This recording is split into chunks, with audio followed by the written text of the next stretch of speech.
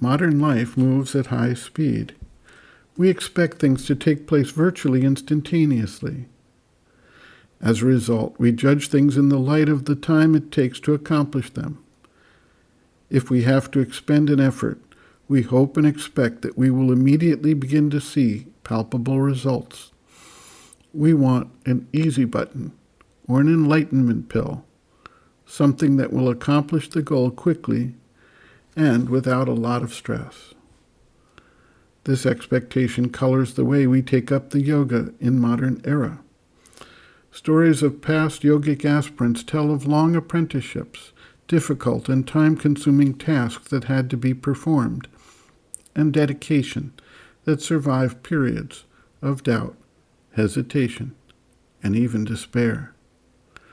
A new recognition has developed that even in the practice of yoga, the play of the three gunas of nature, sattva, rajas, and tamas, continues, as long as we identify with the external ego personality and see ourselves as separate and drivers of our own progress.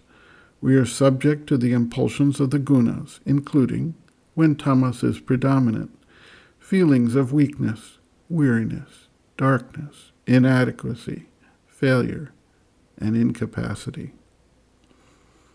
The systematic development of the witness consciousness, which by definition separates the awareness from identification with the ego personality, is a key mechanism to help the seeker to recognize the patterns of the three gunas and their impacts on the thoughts, feelings, and actions of the external being. The recognition that the development of human nature, including the evolution and manifestation of the capacities of the mind, took place over tens or even hundreds of thousands of years, preceding even the emergence of true human beings from their genetic ancestry, represents a way to put the current efforts into a realistic time frame. Patience and persistence become then the watchwords for the changes, which cannot be expected to completely overturn many millennia of habits and patterns of action in the short space of a single human lifetime. None of this can be done through individual human effort, which is, to a great degree, a figment built up by the external ego. The change that is taking place is the manifestation of the divine action in the creation, and the individual is a potential nexus and operative point of receptivity and expression of that action.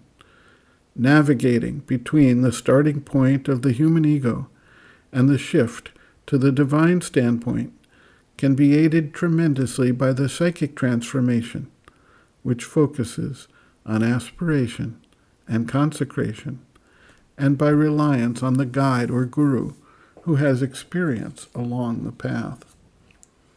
Sri Aurobindo writes, quote, "Not to be disturbed, to remain quiet and confident is the right attitude.